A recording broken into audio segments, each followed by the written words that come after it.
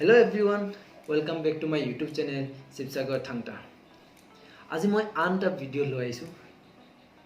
যেটো ভিডিওত মোৰ নিজৰ প্ৰ্যাকটিক্যালি বা এক্সপেৰিয়েন্স মই নিজে প্ৰ্যাকটিক্যালি যিখিনি শিকিছো সেই এক্সপেৰিয়েন্সটো মই আপোনালোকৰ আগত শেয়াৰ কৰিব বিচাৰিছো তো বলক আজি ভিডিওটি আৰম্ভ কৰো আজিকালি প্ৰত্যেকজন মানুহৰ ঘৰত কাৰোবাৰ নহয় কাৰোবাৰ ঘৰত ডায়াবেটিস পেশেন্ট আছে সুগাৰ থকা পেশেন্ট আছে কিছু সংখ্যক মানুহে মেডিসিন খায় আৰু কিছু সংখ্যক মানুহে ইনসুলিন যেটো বেজি সেই বেজি ইউজ কৰে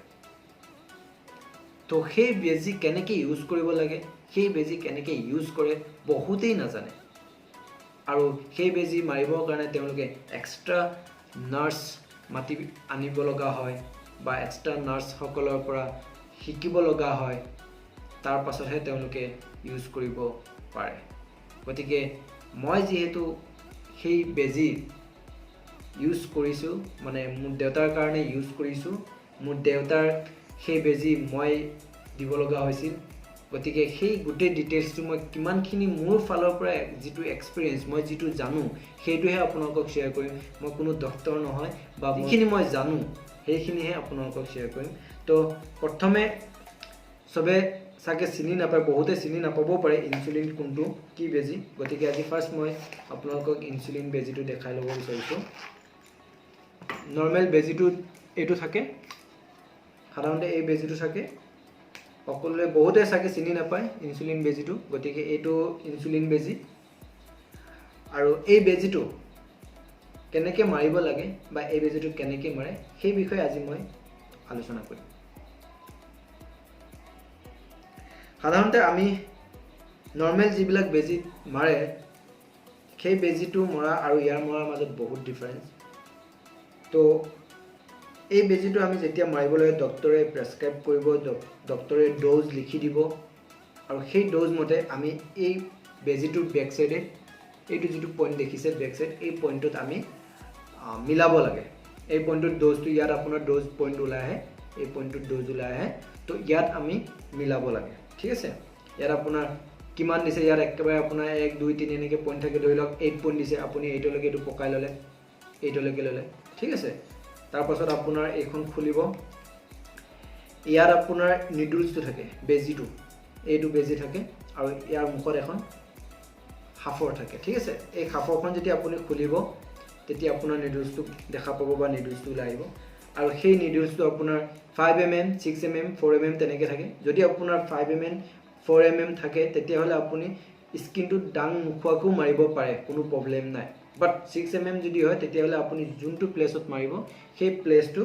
দুইখন হাতেৰে এনেকৈ ধৰি ল'ব লাগিব দুইখন হাতেৰে প্লেছটো ধৰি অলপ দাঙি ল'ব লাগিব মাসলটো এনেকৈ দাঙি ল'ব লাগিব তাৰ পাছত আপুনি পুশ কৰিব লাগিব ঠিক আছে আৰু যেতিয়া আপুনি পুশ কৰিব তেতিয়া এই বেজিটো পুশ কৰাৰ পাছত 5 সেকেন্ড হোল্ড কৰি ৰাখিব বেজিটো যেতিয়া পুশ কৰিব 5 সেকেন্ড হোল্ড কৰি ৰাখিব আৰু 5 সেকেন্ড বা 6 সেকেন্ড হোল্ড কৰি ৰাখি তাৰ পাছত আপুনি উলিয়াব পাৰিব কিন্তু বেজিটো মৰাৰ আগত সদায় আপুনি স্যানিটাইজাৰ ইউজ কৰিব স্যানিটাইজাৰ আপোনাৰ হাতখন ওয়াশ কৰি ল'ব তাৰ পাছত আপুনি সেই বেজিটো ইউজ কৰিব নিডলছ ইউজ কৰিব ঠিক আছে আৰু লগতে বেজিটো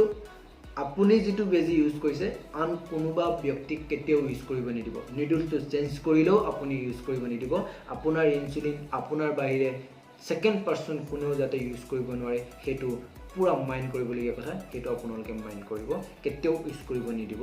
ইয়াৰ লগতে ইনসুলিন সদায় তল পেটত ঠিক আছে পেটত তল পেটত মাৰিব লাগে তল পেটৰ যেটো আমাৰ নাড়ী থাকে নাড়ীটোৰ ওচৰত অলপ ডিসটেন্সত তল পেটত সদায় ইনসুলিন ইউজ কৰিব লাগে তাত ইউজ কৰাটো ভাল আৰু লগতে ইনসুলিন ইউজ কৰাৰ আগত সদায় কিবা খাব লাগে গতিকে কেতিয়া খাব যেতিয়া আপুনি ইনসুলিন মাৰিব ধৰি লওক ৰাতি ইনসুলিন মাৰিব তো আপোনাৰ ৰাতি ইনসুলিন মৰা ভাত খোৱাৰ সময়ত আপুনি যেতিয়া ভাত ৰেডি কৰিব ৰেডি কৰাৰ 2-3 মিনিট আগত আপুনি ইনসুলিন মাৰি ল'ব লাগিব তাৰ মানে ভাত ৰেডি কৰি আপুনি আনিব, তাৰ পাছত আপুনি ইনসুলিন মাৰিব, ইনসুলিন মাৰি 2 মিনিট ৰখি আপুনি ভাত লগালগ খাব। নহলে পাছলৈ আপোনাৰ সেই ইনসুলিনটো যদি মৰাৰ বহুত ডিস্টেন্সত আপুনি ভাত খায় তেতিয়াহলে আৰু এটা প্ৰবলেম ক্ৰিয়েট হয়, সেইটোক হাইপো বুলি কয়। সো সেই প্ৰবলেমটো ক্ৰিয়েট হোৱাৰ সম্ভাৱনা বহুত বেছি থাকে। আৰু যদি ডায়াবেটিছৰ হাইপো পজিশনটো যদি গুচি যায় তেতিয়াহলে আপুনি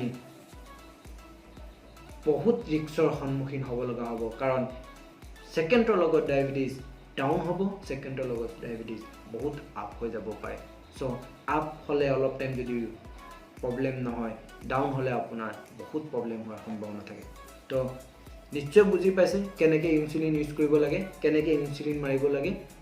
যদি আপোনালোকে কিবা কনফিউজন থাকে তেন্তে কমেন্টত ক'ব,